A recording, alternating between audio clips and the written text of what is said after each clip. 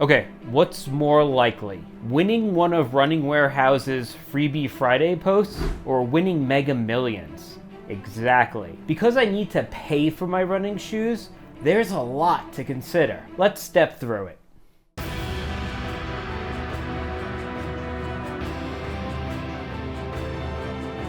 As a serious runner, buying running shoes is not just a purchase, it's an investment.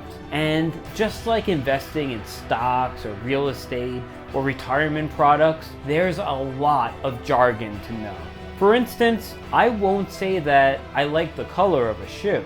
I'll say that I like the colorway. And I would never describe how thick the sole of the shoe is. I'll talk about stack height.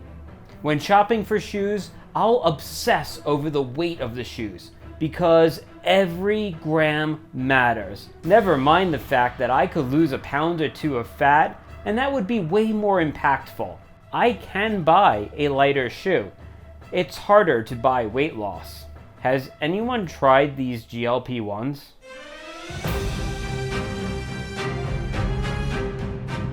My choice of shoe also signals to other people what type of runner I am. Brand matters. Brooks Adrenalines are only for first-time runners. That's literally what every new runner starts in. But if I'm wearing a fresh pair of Adios Pro Evo 1s on race day, well, now you know I'm serious. Paradoxically, even though I practically live in Tracksmith clothing, I'll pass on Tracksmith's racing shoe. For now, until the sponsorship agreement gets signed. Oh, and one of my favorite things to do is to get mad when brands change something about a shoe from one year to the next. So yeah, there are so many shoes that all have really good specs. So where do I begin?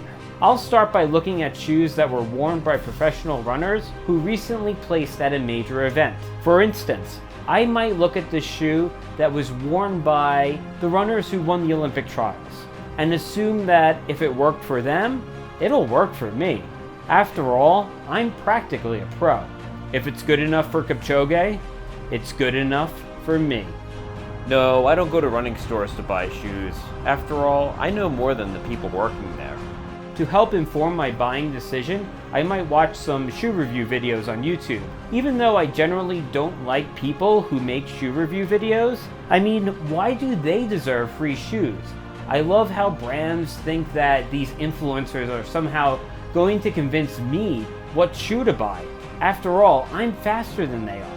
They should be listening to me. That being said, I'll see what the shoe tubers are saying, even though I've probably already made up my mind, because I saw what Conor Mantz was wearing. What? Why do I bother watching shoe review videos then? I gotta admit, those extreme close-ups of the shoes just get me really hot and bothered. Whew, excuse me.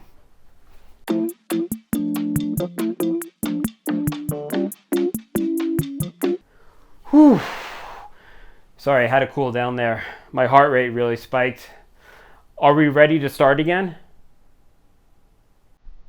As a serious runner, I'll use the tiresome, unoriginal phrase N+1 to describe how many running shoes I need. Whereas some people might put artwork on their walls, I ask you this, is there anything more beautiful than a wall of running shoes? But really, I need to fill out my shoe rotation. Lightweight tempo shoes for fast days, a cushioned shoe for recovery, and an aggressive race day option with a carbon plate, which I can also sometimes use on easy days. Cost? Well, if every shoe gets me about 300 miles, and I'm running an average of 70 miles per week all year, I'll need at least a dozen shoes, and well, what does cost matter anyway? You can't put a price on epicness. Hey, does anybody have a Running Warehouse discount code I can use?